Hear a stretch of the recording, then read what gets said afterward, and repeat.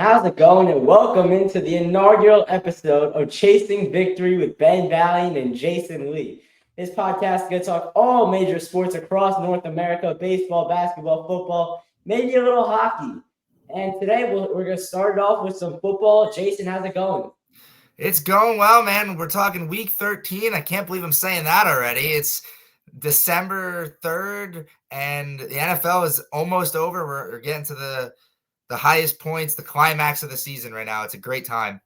Winding down the regular season already. It's gone real quick this year. Thanksgiving week. Let's start with the Thanksgiving games, the early game, Bears and Lions. Let's just jump to the end of it because we'll go back, but the end is what people want to hear about. Matt Eberflus, awful clock management. The Bears couldn't get another playoff. He had a timeout to use in his back pocket.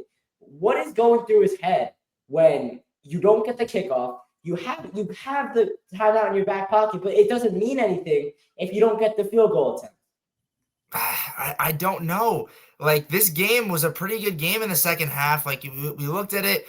It was all one-sided in the first half with the Lions, and then the Bears, that young offense started to click, and it's just sad that it's not going to be remembered. It's only going to be remembered for the last 36 seconds of this game, and all you just see and hear is Jim Nantz and Tony Romo be like, all right, there's a timeout left. There's a timeout left. What are we waiting for? And they waited until like the last 8 seconds to take the snap. The sideline was yelling. It must have been a miscommunication. And there goes your game. And you woke up the next morning, your coach is gone. And I mean, it has to be. And staying on the topic of the head coach being fired, we see this all the time, and especially with the Bears. You saw with Matt Nagy and Justin Fields. Head coach gets fired with a rookie quarterback. This is not a good sign for Caleb Williams. He's already had to deal with a new offensive coordinator just halfway into his rookie year. Now he's going to have to learn an interim head coach's offense for the last, 5 weeks this year. And then in the offseason, he's going to have to learn another new head coach's offense and whatever.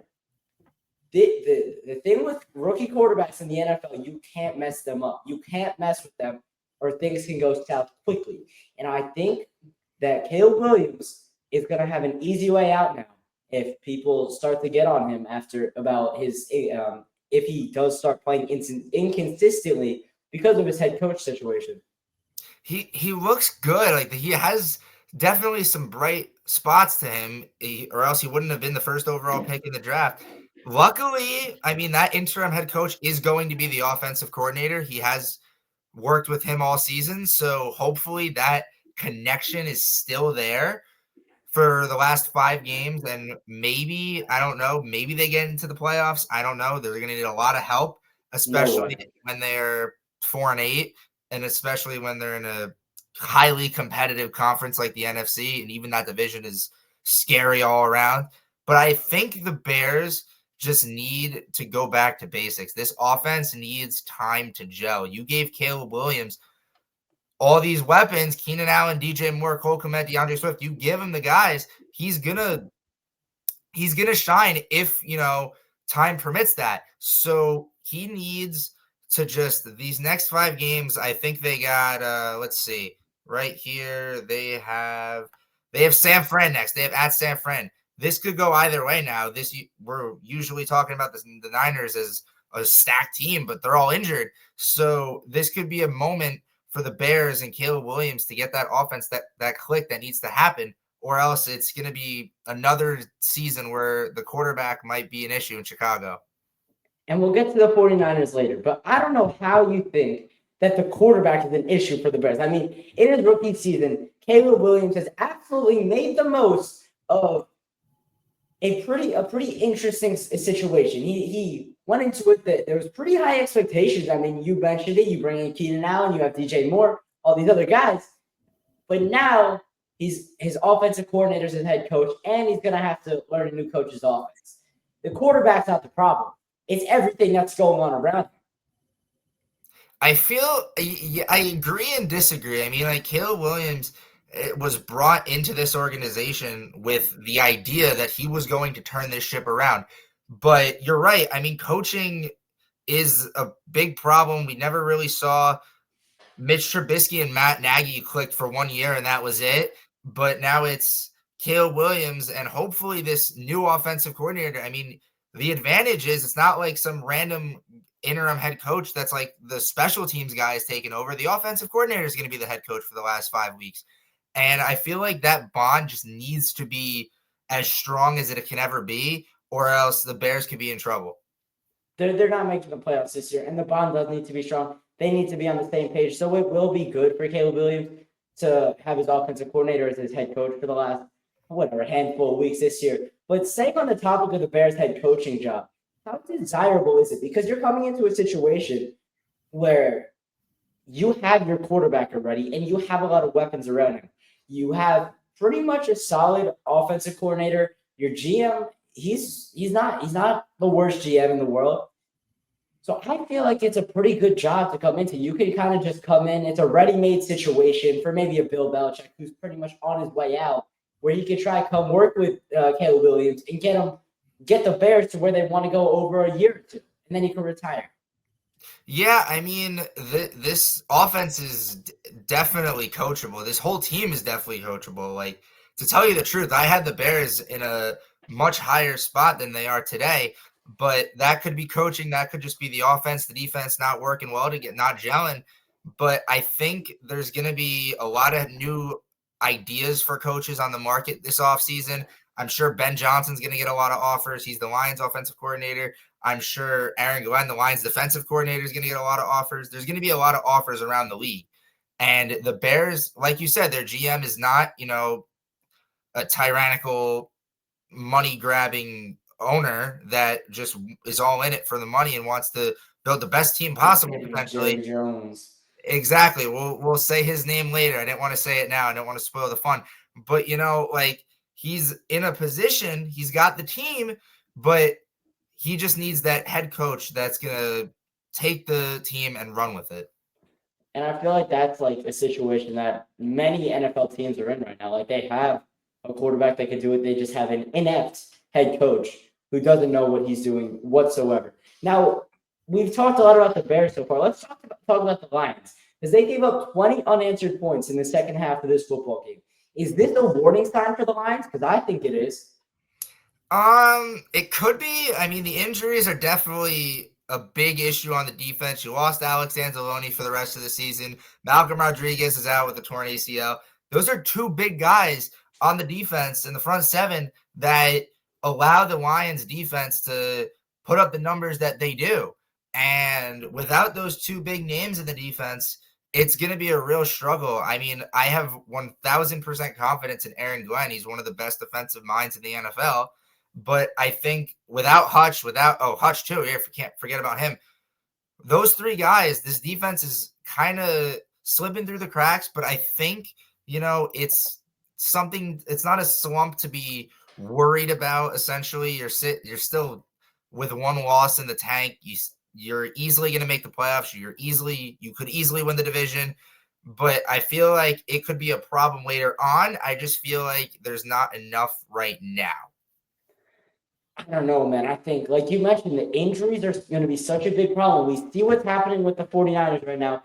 Their whole like catastrophe that this year has been, it's sprouted off of injuries. And I think a similar thing is happening in Detroit because of their defense. Their offense is going to be fine. Jameson Williams, Jahmyr Gibbs, all those guys, they're going to be cooking. They're going to be scoring a ton of points a game. Is the defense going to have that next man up mentality with all these backups in? And are they going to be able to step up and win some games down the stretch and win some playoff games and potentially go to the Super Bowl for the Lions? They're going to have to. They're 11-1. They're at the top of the division. They're at the top of the conference.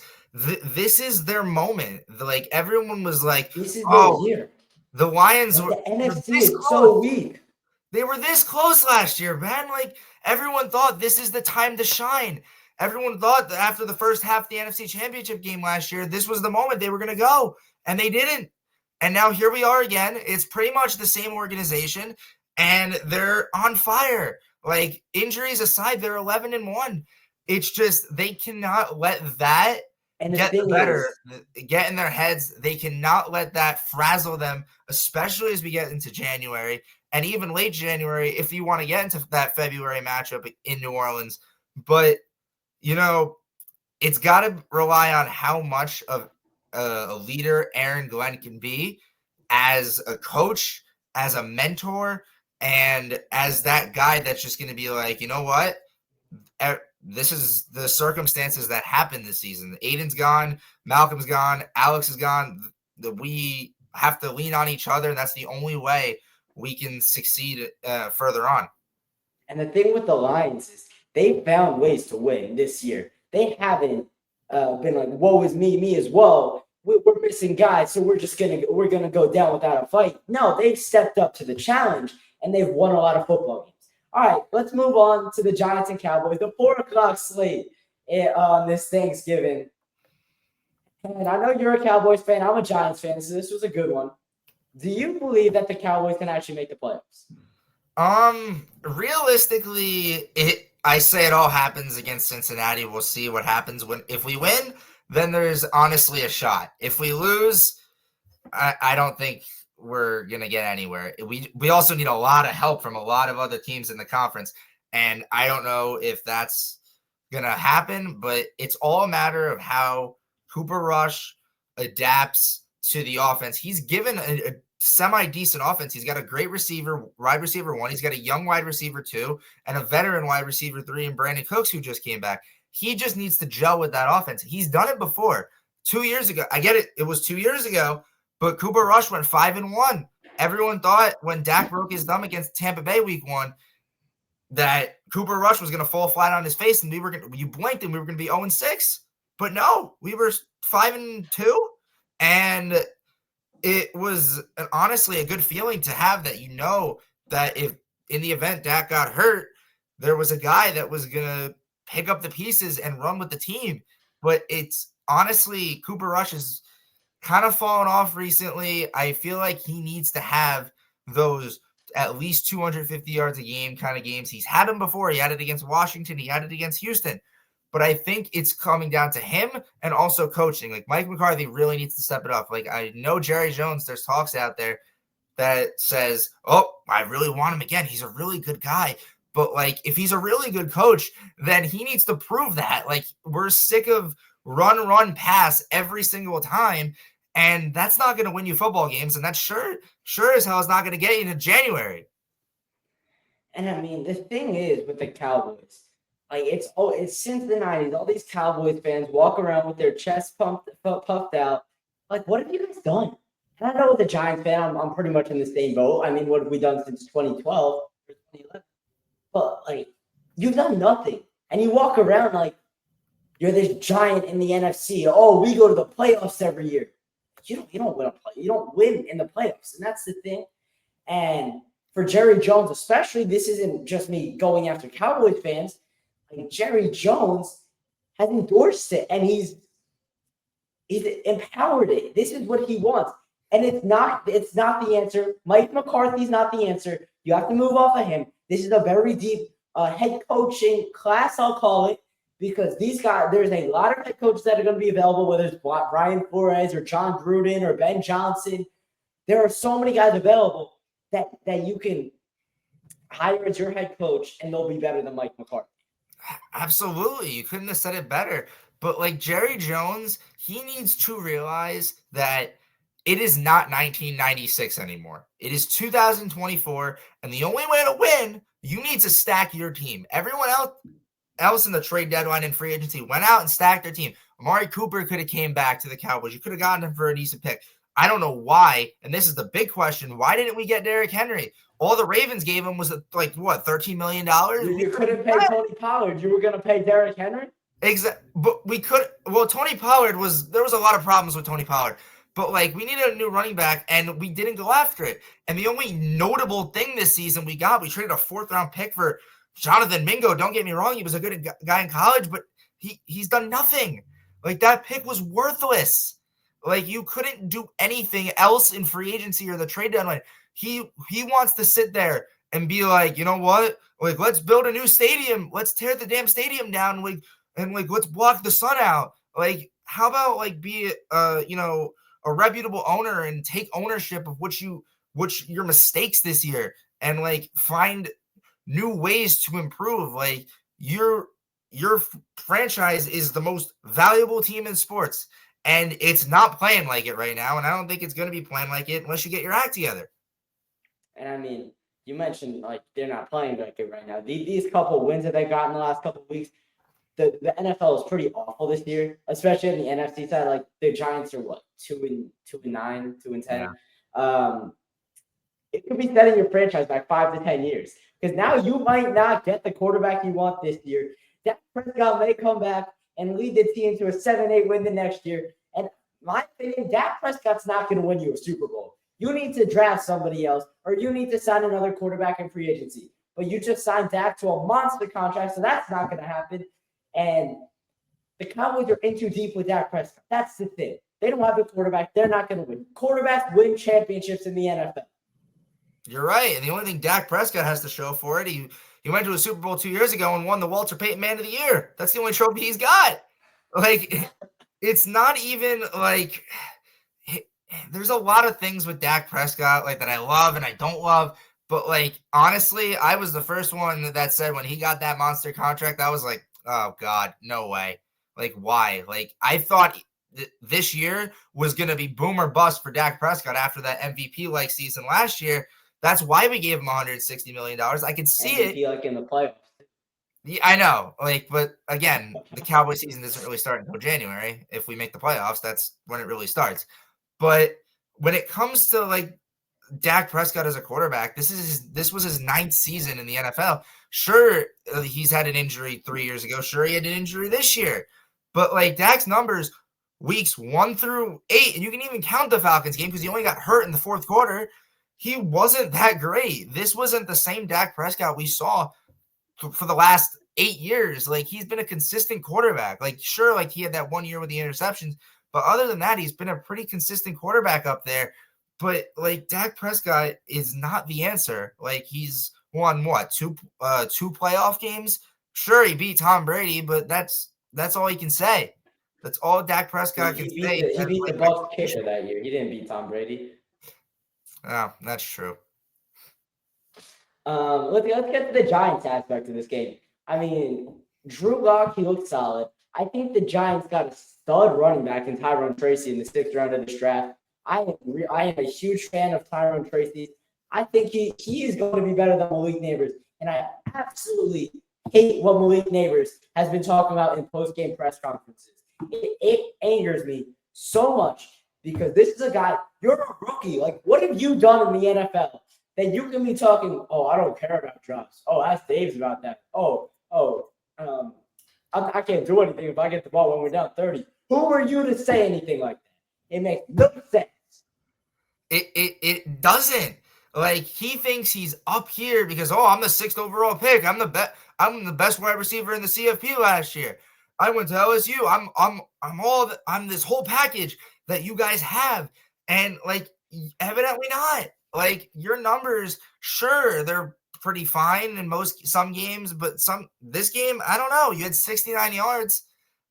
Good for you. Like, I don't know. Like, he talks about all this stuff like, oh, it's not me. I just wish we were a better team. But like, well, you're not. You got drafted by the Giants and you got to deal with it. Like, Bryce Young got drafted by the Panthers and he dealt with it. Like, everyone, you've been given a gift to go to the National Football League.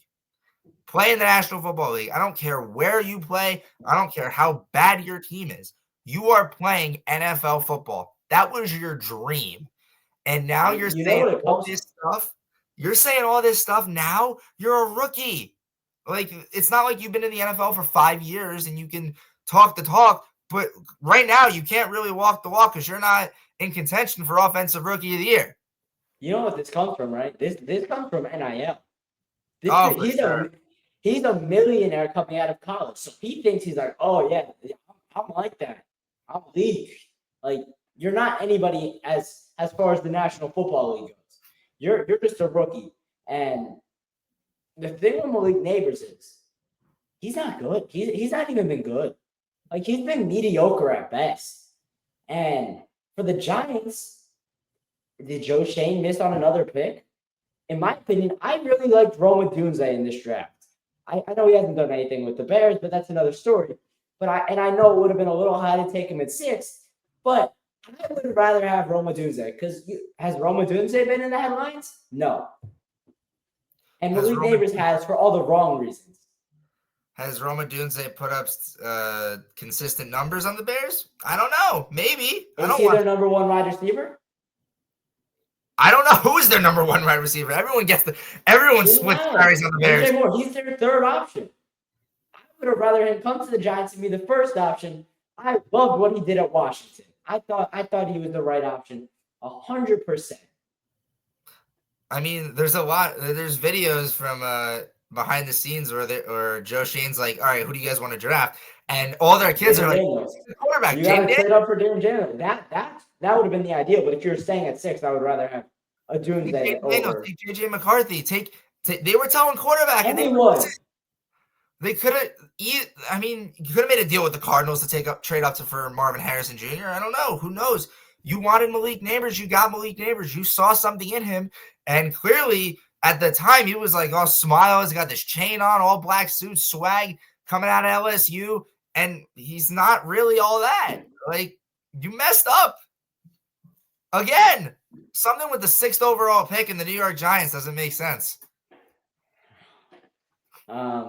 Yeah, so Malik Neighbors been awful. Daniel Jones is cut. He's gone. I'm not worrying about him. The other awful 6th overall pick that was just alluded to.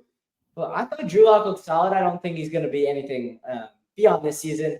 But after all that work, the Giants did to make sure he doesn't play. Tommy Cutlets, it's your time. John Mayer's going to have to open up the old checkbook, pay some incentives to Drew Lock. Right. Solid.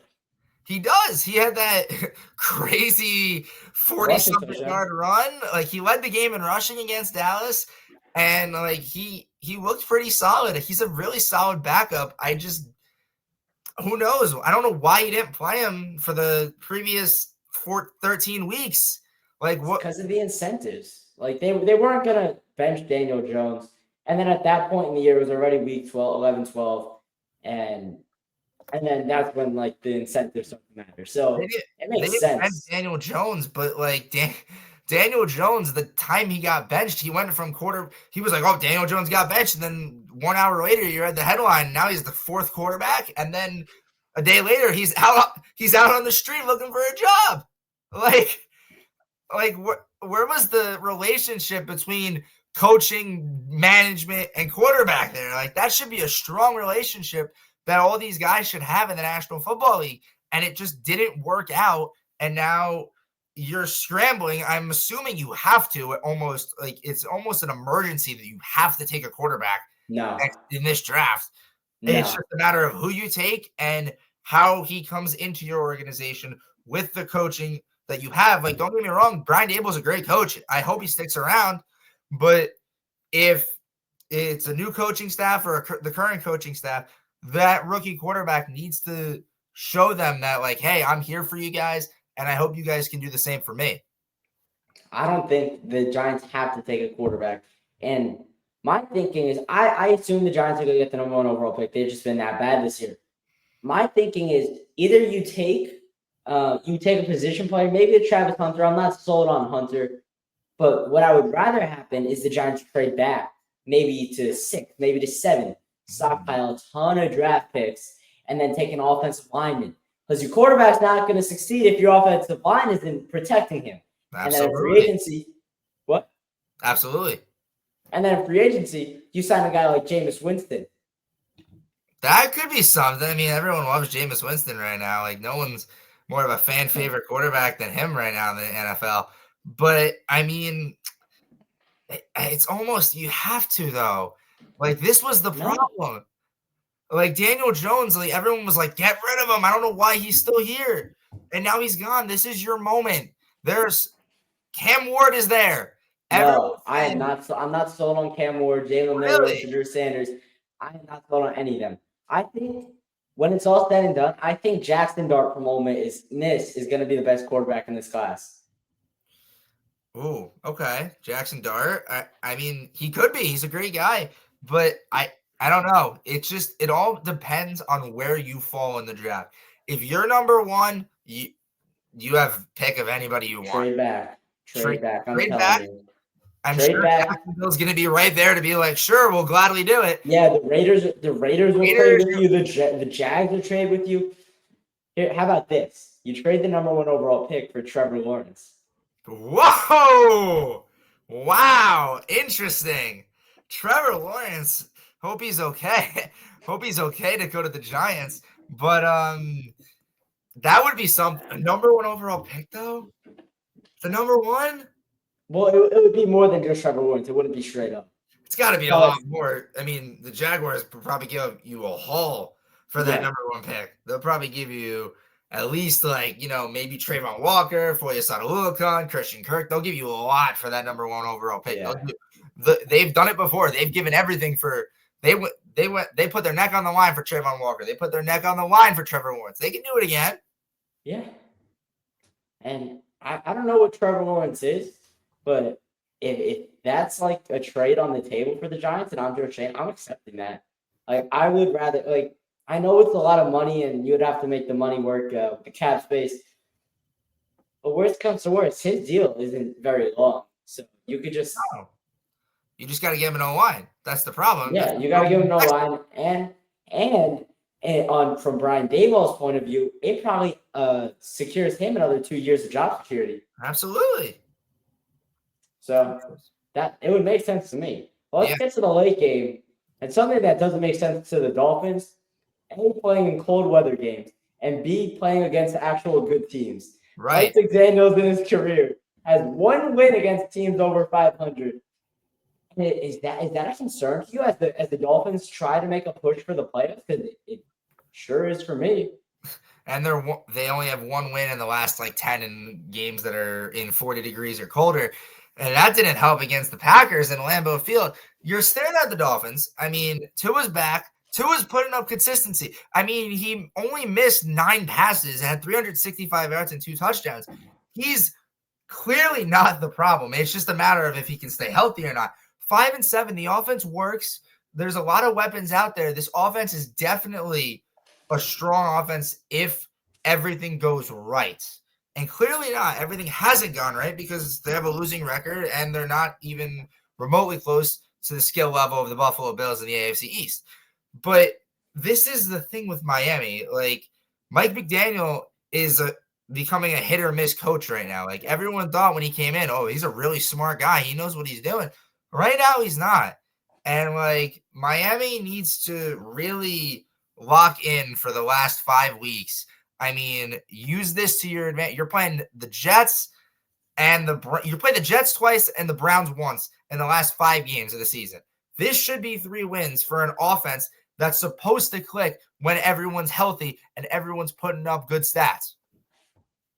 Absolutely. And if you're looking at the playoff picture right now, the Dolphins are slotted at the 9th seed. They're 5-7. The Broncos at the 7th seed are 8-5. You're going to get in as a wild card. You're not going. The Bills already have the division, and I don't really think it's realistic for them. I mean, Tua getting hurt was kind of the nail in the coffin early. I thought once he got back, if they maybe had 1 loss, it would be okay.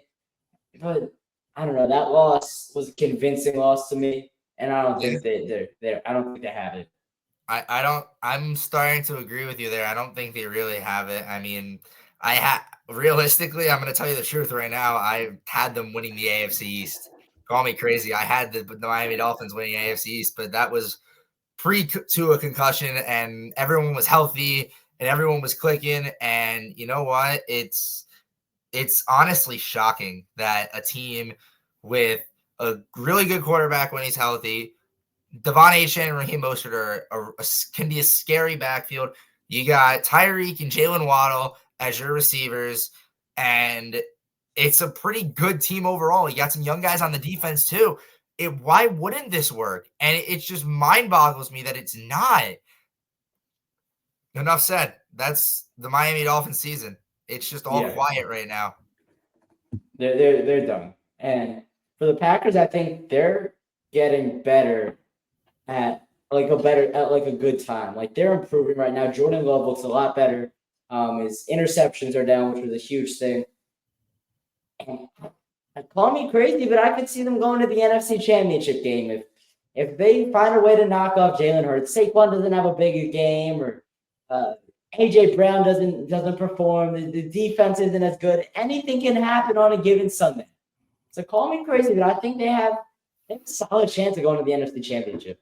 They could. It's just, are they going to be that playoff team that enters the postseason and just starts firing all cylinders and knocking everybody out? Or are they going to be the Cinderella story that just gets by each game somehow and then, or their luck runs out? It honestly is a coin toss for me because, like, this team is very young. Matt LaFleur is a great coach.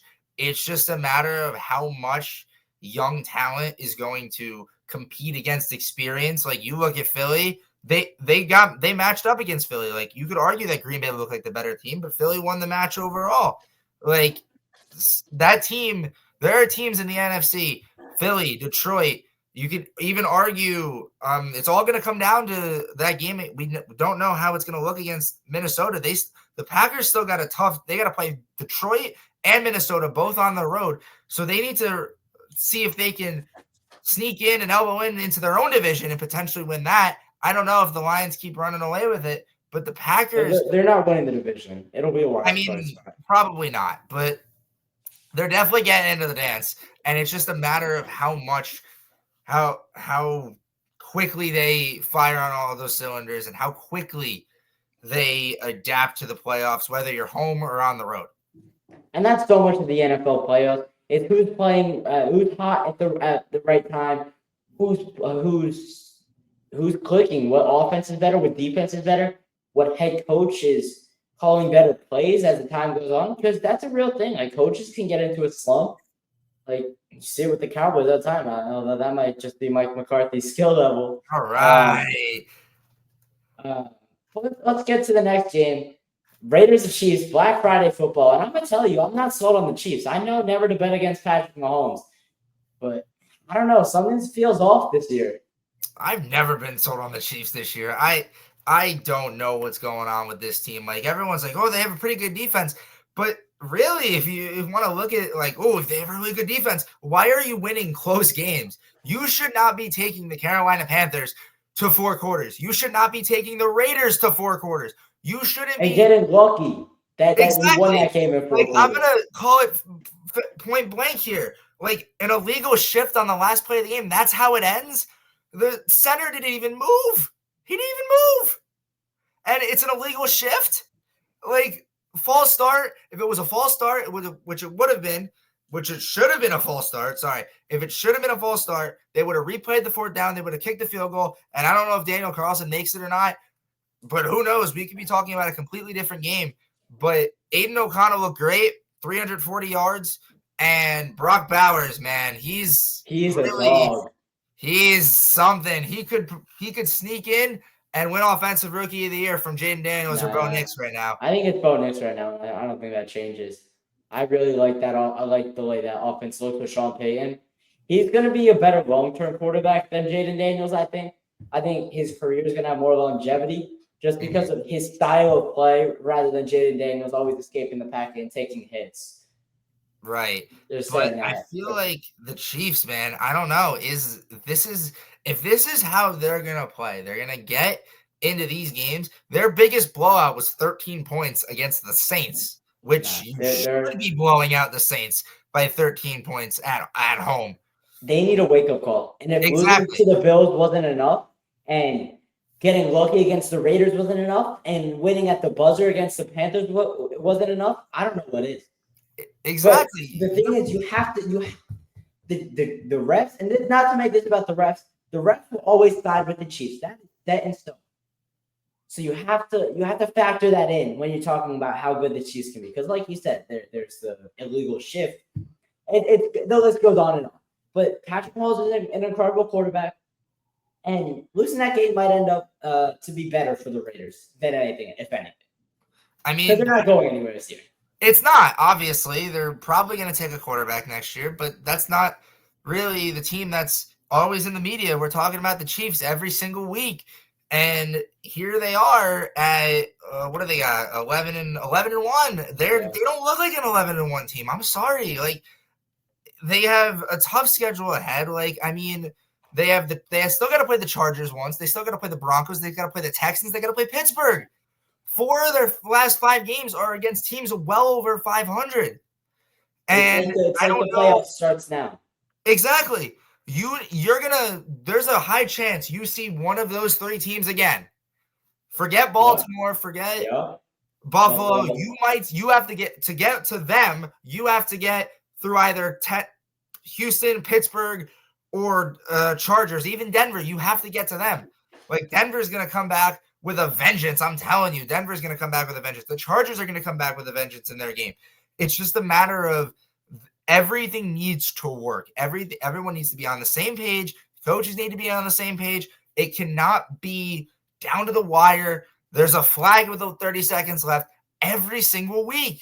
If that's going to happen, I'm sorry. You're going to be out in the divisional round. Sure, you might be the 1 seed. If you're not, then you might be out in the first round. It's something to worry about. Yeah, I think the Chiefs absolutely have problems, but it seems like all those problems always get resolved by the time the playoffs come around. All right, let's get to the next matchup. Chargers and Falcons. Kirk Cousins, 4 interceptions. Looked absolutely brutal, man. It was like he was just lofting balls up there, like telegraphing passes all the way, tunnel vision all the way. It wasn't good. And is Kirk Cousins now looking over his shoulder? Michael Penix Jr. is waiting in the wings. Is that something to watch you down the stretch? I don't know. The NFC South is that one division. It's literally wide open at this point.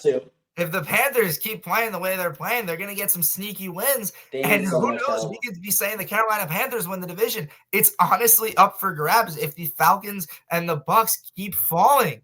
And like Atlanta, I thought, the additions of Jesse Bates and Justin Simmons and this defense was looking great. Kirk Cousins, you finally had a good quarterback, a leader, a voice in the locker room since Matt Ryan left.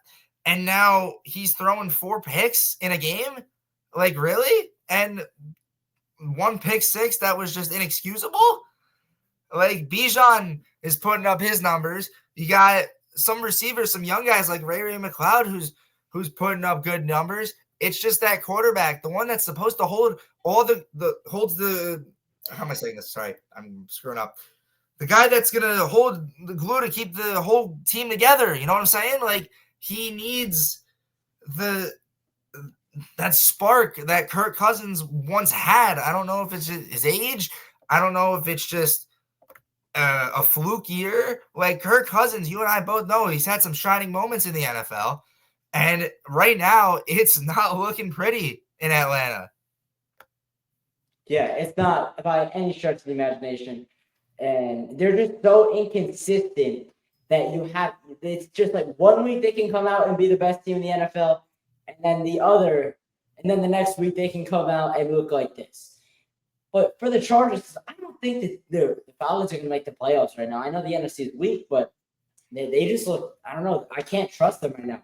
But the Chargers, on the other hand, I think they're the 4th best team in the AFC. I think the Harbaugh and Herbert connection is absolutely amazing. I think their defense is really good. I mean, you saw 4 interceptions is a lot for any team. It doesn't matter how much the quarterback is struggling. They look like a legit threat to me. I agree. I mean, the Chargers, everyone thought after last year it was, oh no, what is Harbaugh going to do when he came in? And lo and behold, it's just pure magic. I don't know if it's luck or skill. It just that connection between Herbert and Harbaugh is amazing. Like, we never thought we'd see it. I thought the Chargers were going to be horrible this year, but because Justin Herbert had nobody to throw the ball to. But you have these young guys like Ladd McConkey stepping up to the plate every single time, and a decent run game, aka the former Baltimore Ravens. But it's a solid offense overall, and the defense looks great every week. The Chargers are a threat. I mean, if they match up against Kansas City in the first round of the playoffs or second round of the playoffs, I don't know. It could go either way. If the Chargers keep playing the way they do, who knows? It really could. It really could. Like, the Chiefs aren't anything special to me this year, and I really like what the Chargers have done. Another team that could be the threat to the Chiefs, though, is the Steelers. And I don't think they've been talked about enough because Russell Wilson looks rejuvenated and acclimated to the AFC. When he was in Denver, it was tough sledding for Russ. He was not looking very dangerous. I mean, Right. he was just brutal, and he's got fresh legs. He's got life again. He looks like he's playing 2013 football in Seattle again. Like, it's insane. And these receivers are just barely over 24 years old. Like George Pickens, Calvin Austin, these are young guys that Russell Wilson is that leader. Like we said with Atlanta, Kirk Cousins was supposed to be this leader in a young locker room. They gave him $150 million because they thought he could do it. And he's not. And you look at Russell Wilson, they're not really paying him that much to be the starting quarterback. And originally, week 1, he wasn't even the starting quarterback in Pittsburgh. He came in onto the scene week 6, and he's been elite. I don't know if that's a stretch, but Russell Wilson's been looking pretty solid right now in the AFC. Yeah, I think for sure they're a threat. And for the Bengals, I mean, like, what has happened this year? I mean, I think Joe Burrow could throw for about 755 passing yards, and the Bengals would still lose like 63 to 62. So it's not a matter of Joe Burrow; it's a matter of everything that's going on around him. Like their defense isn't doing the job. I mean, Jamar Chase has been good, but who else has really stepped up on that receiving core, that skill position on offense core? It's been no one. Isn't that sad that we're talking about that, though? Like, you have a dynamic duo between Joe Burrow and Jamar Chase and a pretty solid young offense around. You don't see any flaws with them. They're putting up 38, 35, 28 points a game, and you're like, how did they lose? Every single time. I'm going to give an example in this game. Pittsburgh and Cincinnati in the first half, it was 21-21. The Bengals got the lead each time. It was 7-0, and then Pittsburgh came back right away. Like, it's almost like comical how easy it is for a defense to give up that many points. You're making, like, Joe Burrow, like, he's putting up 400 yards a game. He's putting up 400 yards a game. He has 5 picks on the year and, like, 30-something touchdowns, and nothing to show for it because they're 4-8, and they're not going to make the playoffs. Like, even if that offense somehow, if even the defense just magically just turns a new leaf and here we go, they're only allowing like that 15, 16 points a game. Like 3 years ago, where was that team? Where's that team? Where was the team that was competing with Patrick Mahomes every single year? It's not, and everyone's healthy. That's the problem. It's a team of the past, and it's crazy that we're even saying it. But like that era of Bengals football could be behind them. Like the Bengals could move on from Joe Burrow. I doubt they do. Did Jamar Chase I think Jamar Chase got paid, right? I think so. I think so. I believe so. He got paid. I think Jamar Chase got paid. So he's not going anywhere. But if they don't improve this defense, Zach Taylor might be gone. Their defensive coordinator might be gone.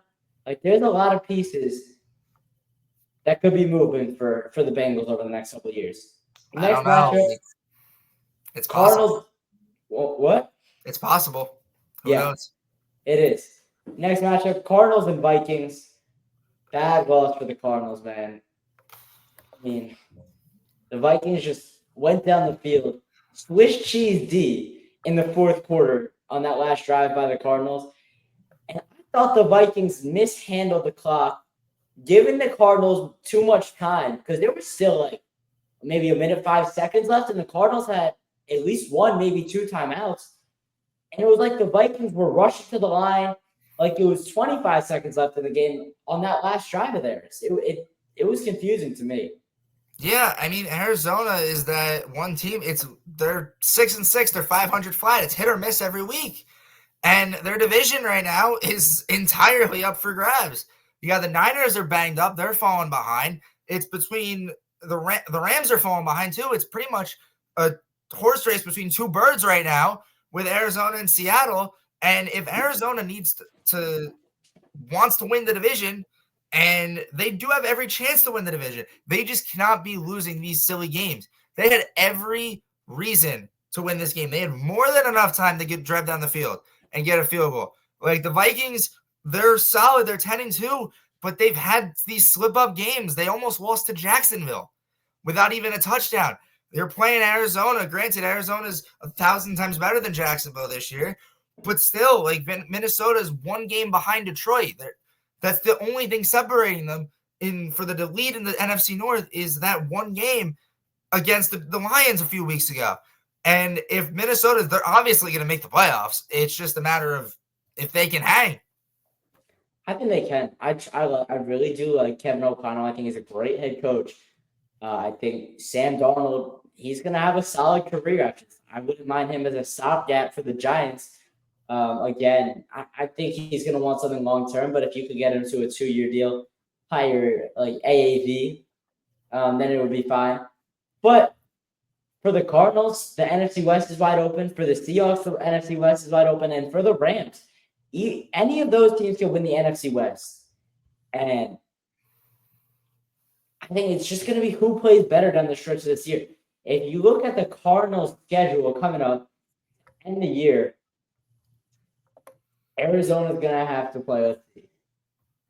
If you go schedule, they're going to have to play Seattle. They're going to have to play LA, and they're going to have to play San Fran, given they do play New England and Carolina on back-to-back weeks. So that could be like a schedule fattening win. I think they could do anything. And the Vikings, I trust them. I think they'll go to the second round, get knocked out, and then they'll not be as good next year. But that's what's expected. All right, let's gloss over this next matchup a little bit. Colts and the Patriots. I mean, neither of these teams are going to the playoffs. The one thing I'll say, Anthony Richardson has looked unlocked, and Patriots do have their quarterback in Drake May. They just need to fill the holes everywhere else. Yeah, they do. And Drake May is definitely not the problem. It's just, I honestly think it all falls on coaching. Gerard Mayo I don't think he's really a great coach. I think he's out next year. If Robert Kraft wants to keep him, good for him. But I don't know. The Patriots, there's a lot of problems on their team overall. Their offense is weak. Their defense is supposed to be somewhat of like a sleeper defense in the NFL. They're supposed to have some bright spots like Christian Gonzalez, and it's either injuries or it's just not clicking. The Patriots are just going to fall behind. I don't know if Drake May is going to have that season where we get to that 7, 8, 9 win mark. I doubt Gerard Mayo's gone. I mean, you're not going to fire him after he's going off a rough season. A rookie head coach and a rookie quarterback. That's not that you're not going to get fired after that. That just makes absolutely zero sense. And they just have a lot of work to do. I think their GM's got to get to work. Robert Kraft's going to have to open up the checkbook. He's going to have to dish out some big contracts because they got to get this rolling before Drake May is done with his rookie contract. Yeah, and you're going to add potentially another offensive weapon to the team. Who knows? Maybe they're in the hunt for Travis Hunter. Maybe they're in the hunt for another receiver or a good. Who knows? Maybe that's what they need. They need all these young guys. All these young guys keep coming in, and it's not working. Maybe it's. I don't know. It's just tough to say. Like from the Patriots standpoint, it's not really the same team that we were used to seeing growing up every year. But I don't know what happened. Brady left, and he took success with it. Yeah, absolutely. Next matchup we're going to get to here, Seahawks and Jets. As we wind down, we're not going to talk about as much about the unimportant matchups. Like, I don't know. We'll talk about the Bucs Panthers. That was a really good game. But Browns Broncos we could gloss over a little bit. Commanders Titans. It's not a huge matchup, and so is this one. Seahawks and Jets we'll talk about. But I thought the Jets played a good first half. I thought they took advantage on special teams. Aaron Rodgers looked like he took a drink from the fountain of youth, and he looks like his connection with Devontae Adams was there. But then the second half, it all went away. Yeah, this game was pretty fun to watch. There was a big man pick six, block PATs, missed PATs. It was a pretty competitive game between both teams. I mean, the Jets looked like they were running away with it. It was 21-7 They had 21 points at one point. They were up by 5 at the half. And then we got to the second half. I don't know what happened. They became the Jets again. Like Aaron Rodgers came in 2 years ago. Granted, last year is a complete washout, but he came in. This is the first full season with this team. It's pretty similar overall. I mean, Devontae Adams is coming in. Their connection is as strong as it probably was. But it looks like they haven't met each other. Exactly. There's moments where it's like he's a rookie and Aaron Rodgers is that 20-year veteran that's like, I'm not going to throw the ball to you. I'm throwing the ball to Garrett Wilson every time. And the Jets just, I don't know. They got to find that head coach. I mean, Jeff Ulbrich is not going to be the answer next year for sure. It's just a matter of how that offense gels together. The defense is, I think, fine. I mean, there are some bright spots on the defense. Sauce Gardner, Quincy Williams. I mean, there's some bright spots there. Sauce Gardner hasn't been that good this year, though. That's true. I mean, he's had some better days. But if you want to look at the future of the Jets, I don't think Aaron Rodgers is the future of the New York Jets. Absolutely not. See, this is where we differ. Like, I don't think Rodgers is the future at all, but I think there is light at the end of the tunnel for the Jets. If you take the Commanders route this year, you already fire your GM, you have an interim head coach. You clear out the quarterbacks. Hopefully, Aaron Rodgers retires. If not, you have to trade him. New GM, new head coach. You draft a quarterback. You trade up in the draft. You get your guy if he's there. If you want Cam Ward, take him. If you want Shadur Sanders, take your guy. Just make sure you evaluate him right. And then we see the Commanders are what? 8-4 this year? Yeah. And it can work. It could. It could. But here's the thing. If you're going to go after the quarterback position, Aaron Rodgers has to know if you take a quarterback, he's done. He's gone. Goodbye. But I think he knows he's gone right now. He knows he is. But, like, it's just a matter of how much Aaron Rodgers can give this organization. He wanted to come here. He wanted to get out of Green Bay. He wanted to come to this organization. They have a fairly easy schedule. They have the Dolphins twice. I don't know how the Dolphins are going to play out. They're 50-50. They got Jacksonville. They're pretty much locked in for a top 5 spot, top 3 spot in the draft. The Rams are going to be competitive, and the Bills are going to, obviously, it's week 17, but Bills are already in the playoffs. So these are games that the Jets have to establish themselves as not a laughing stock anymore. We're used to talking about, the Jets have this streak, the longest active streak of not making the playoffs. JETS just ended the season. Things got to change. Like that JETS just end the season thing you just said, it's just a laughing stock, and it can't happen because, like, the Jets have to change. I don't know if it's Rodgers. I don't know if it's organization. I don't know if it's Woody Johnson. Woody Johnson has made some bad trades, bad signings in his time in New York, but I don't know. The Jets have to change in these last 5 games, or it could be really bad. Yeah. And I think the Seahawks have a chance. We talked about the NFC a lot this episode. We talked about the NFC West, specific with the Cardinals. They have a chance to make the playoffs, and they also might not. But they look good this year. Geno Smith looks good, and I think that's just that. Titans and Commanders, real good bounce back win for the Commanders. After a couple of rough weeks in a row, had that crazy game with the Cowboys. You had the George Pickens game, it was Mike Williams who made the game-winning catch on the Steelers, and then the week before that, I think you lost as well. This week you got Jaden Daniels. He's back. I don't think that injury is affecting him anymore.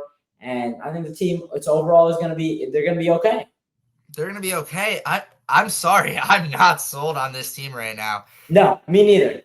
Is it the team that was 7-2 and looking like one of the top teams in the NFL? And they're proving this allegation that they can't beat bad teams. They can only beat bad teams. They beat up the Panthers. They beat up the Browns. They beat up the Cardinals. And they beat the Giants twice. Like, they only beat the Giants first time by 3 and the last time by 5.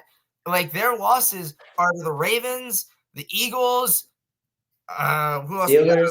The Bucks before all the injuries. The Steelers.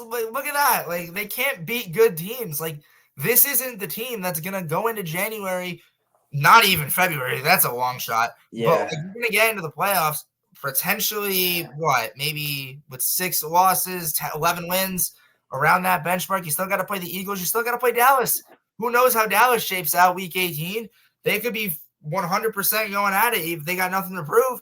So who knows? Like Washington, they just need Dan Quinn's a good coach too. Jaden Daniels is the answer. Clearly, he's putting up great numbers, but they cannot fall back on just beating bad teams. That's it. Because there's no bad teams in the playoffs at all. It's just gonna take time for me. I think this is an overachieving year. This isn't going to be the standard going forward in Washington football. They'll probably go to the playoffs, get eliminated in the second round, maybe win a playoff game, maybe not. But they're not a legit threat. They're not as good as the Lions, not as good as the Eagles, not as good as the Vikings, I believe. No. And then, all right, that's all I have to say on the Titans command. I mean, Titans. I don't think we have to talk about it. No comment. Yeah. Let's go Texans and Jags. Let me just start out with this. Let's just talk real quick. Trevor Lawrence should not take another snap this season. No.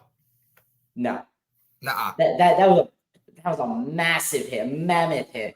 Yeah, that was brutal. 3-game suspension warranted hit. Yeah.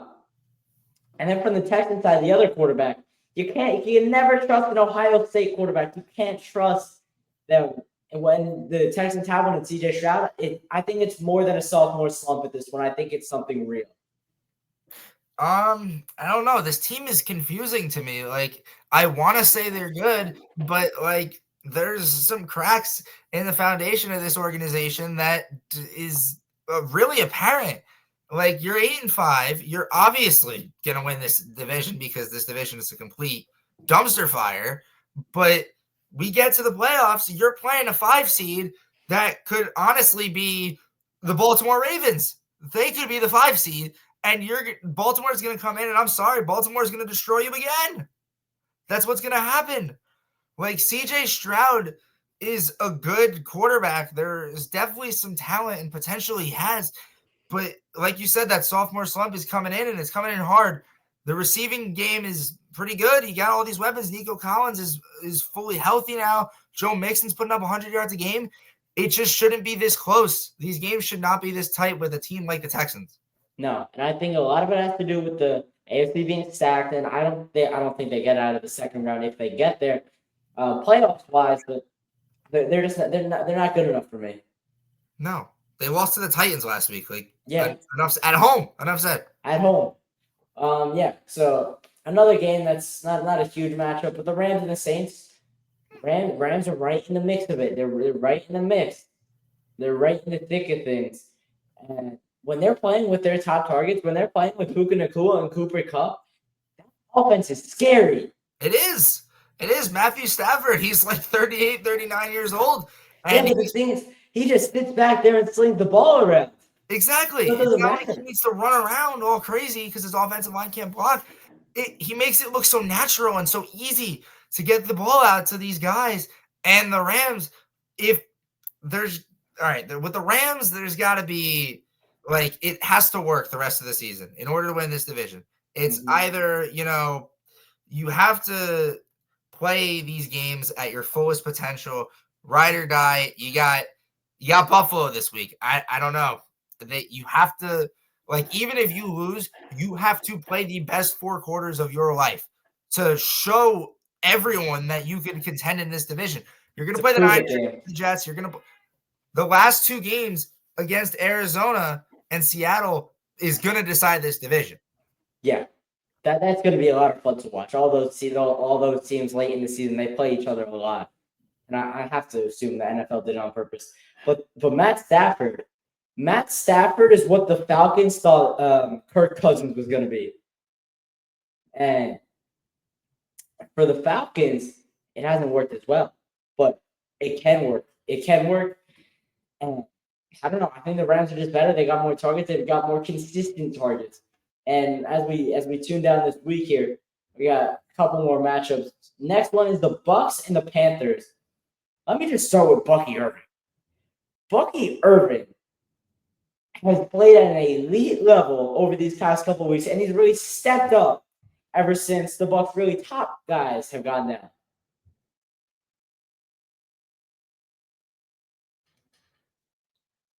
You're muted. I'm muted. Never mind. Anyway, but Bucky Irving is this guy that no one knew who he was, and he's coming into the team. Baker Mayfield's a solid quarterback. Mike Evans is still getting those 100-yard games in his 30s, but Bucky Irving could be the difference in the Bucs winning the division or losing the division. It's Bucky Irving. Who would have thought? If he can continue to produce and have this next man up mentality, then the Bucs will win the division. But if he falls off a little bit, I could see the Falcons swooping in, and maybe just maybe even the Panthers, as they definitely have their guy in Bryce Young after all this drama that's gone on with Andy Dalton, and it just further proves my theory that quarterbacks who sit before they start end up being better. Absolutely. This was case in point with Bryce Young. Like, they just need it's not out of the cards for them to win the division. They just need to finish strong. Every single game is a close game now, all of a sudden. Like, the Chiefs is a close game, the Bucs is a close game. All these games are decided by one score, and the Panthers just can't execute at the end. I don't know what happened. Chuba Hubbard fumbled in overtime, and poof, the game was over. Like, I don't know. This is obviously a lot of things are going to have to change in these last 5 weeks if you're Carolina. Is there a pathway to get in? Absolutely. But you're playing Philly, Dallas, Arizona, Tampa, and Atlanta. That's brutal. You're going to Philadelphia this week. If somehow, some way you pull off a win, anything's possible. Who knows? Anything's possible. And we'll get to the Eagles right now. I don't think the Panthers make the playoffs. We'll get into the Eagles game. Lamar Jackson is not a Super Bowl level quarterback. Argue with a wall. No, it's not. Lamar Jackson, back-to-back MVPs. He's got nothing to show for it. You get to the playoffs and you're gone right away. Goodbye. Like, no, everyone was like, you know what? The Ravens have to get to the Super Bowl. They can't get past Patrick Mahomes. They can't even beat the Browns with Dorian Thompson-Robinson as a quarterback. Like, it's sad. Like, sometimes, I mean, Justin Tucker in the last 5 games, he's costed them 22 points. Like, maybe it's a kicking thing, but Justin Tucker can't come out on the field for field goals. At this point, it might be better to just go for it on 4th down. I mean, you'd have a higher success rate doing that. But getting back to the Lamar stuff, it feels like every throw, this last game, it's right at he's got a wide receiver in the area, but there's like 2, 3, even 4 white Eagles jerseys surrounding the wide receiver. And it's all these throws like 20 yards down the field. I feel like there's never a check down pass from Lamar Jackson. Right. I mean, like you said, they have to go for on 4th down, and why can't you? Every time you see on 3rd and short, it's a read option. Lamar takes off, he's gone for 10 yards. Like, you have to utilize him in a way. Like, he's one of the fastest quarterbacks. He's one of the most elusive quarterbacks with his legs. Like, you have to use him properly. Like, Harbaugh's a fantastic coach. They got Derrick Henry. This is one of the most dangerous backfields on paper that you could possibly draw up. Like, it makes no sense with the Ravens. Like, honestly, it could be a first round knockout. Who knows? It could. I doubt that happens though. And then for the Eagles, their defense and especially their secondary and Cooper DeJean. Look at him. Absolutely scary. Wow. Who would have thought this young secondary, Reed Blankenship, Cooper DeJean, Quinyon Mitchell, this is working. And I was hesitant with Kellen Moore coming in as the play caller. He was with who was he with? He was obviously with Dallas, but he was with the Chargers, and he made Justin Herbert look terrible. Yeah. With his play calling. And now this offense, this dynamic offense, and I feel so bad that you let him go. Saquon Barkley is a monster. And he just continues to prove it every single week. He's putting up 100 yards rushing, sometimes 200 yards rushing. He's had 300 yards in a game before, total offense. And the thing is, it was the right career move from a Saquon perspective, because he gets the chance to go run behind the best offensive line in the National Football League now. Who wouldn't take that opportunity? Who wouldn't? If it clicks, like you're playing the Panthers, Steelers is going to be a tough one. Washington's going to be a tough one. And you finish your last 3 games. You're playing the NFC East. You're playing Washington, Dallas, Yeah. Dallas, and the Giants. But like this offense, if this offense keeps clicking and it just like you clean up the sloppy stuff, because there is like you're putting up only like 20-something points a game sometimes. This team could honestly go to the NFC Championship. Like we could set up the Lions-Eagles game now. It's Eagles-Lions for me. I don't think there's any other way that matches up. And the thing with the Eagles is they've been playing at their peak. They've been playing at their peak since week 6 or 7, whenever this winning streak started. The question now, how long can they continue playing at this level?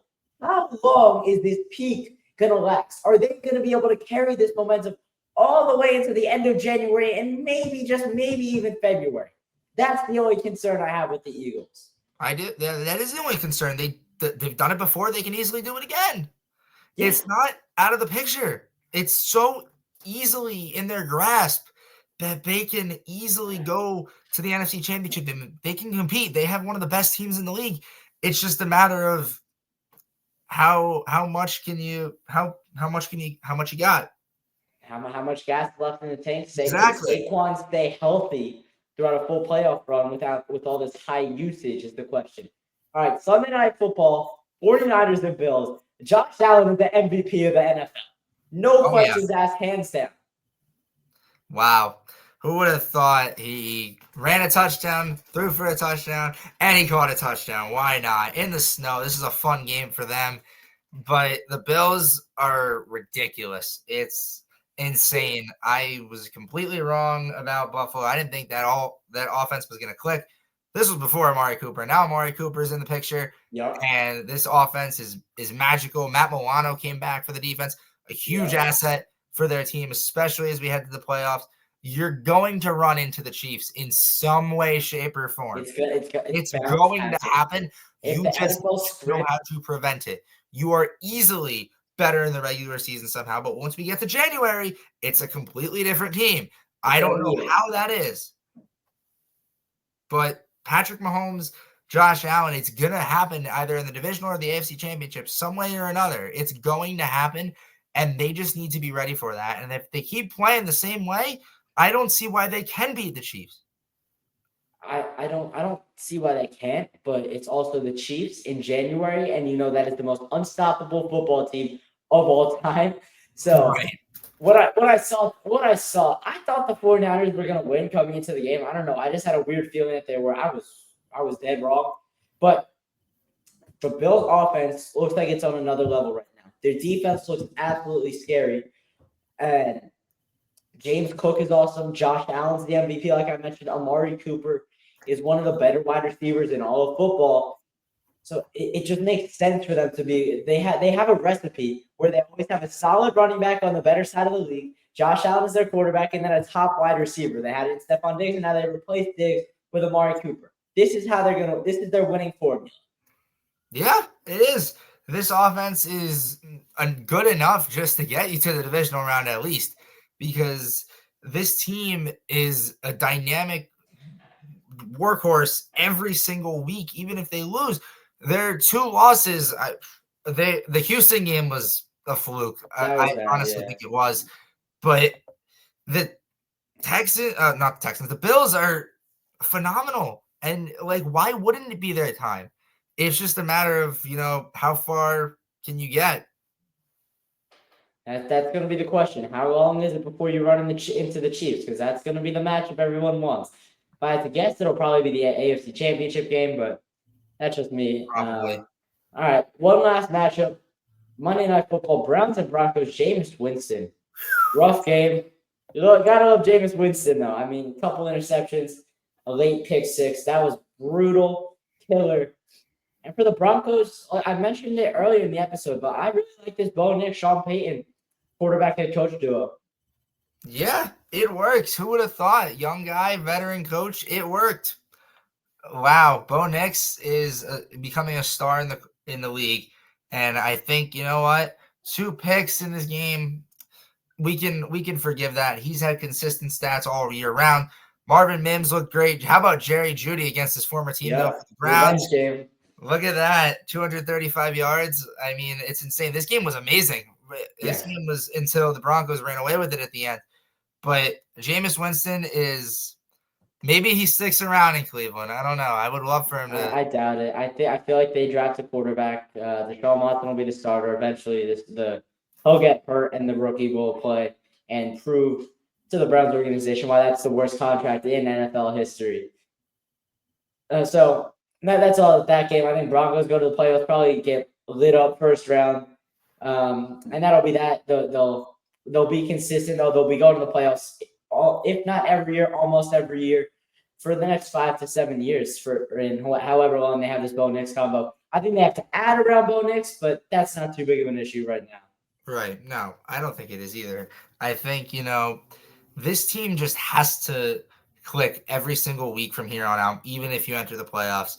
I mean, Sean Payton is a great coach to have when you get into January, but it's just a matter of if you can compete with the top dogs in the AFC. Who knows? Maybe there is something in Denver. And I don't think they have enough right now. All right, that's good, dude. For the first episode of Chasing Victory with Jayson, Ben Balian, and Jayson Lee. Fun episode. I think pretty good starting point. We'll be posting 2 times a week from here on out, talking football, basketball, baseball, maybe even hockey. So for Ben Balian and Jayson Lee, we'll talk to you next time on Chasing Victory with Ben Balian and Jayson Lee.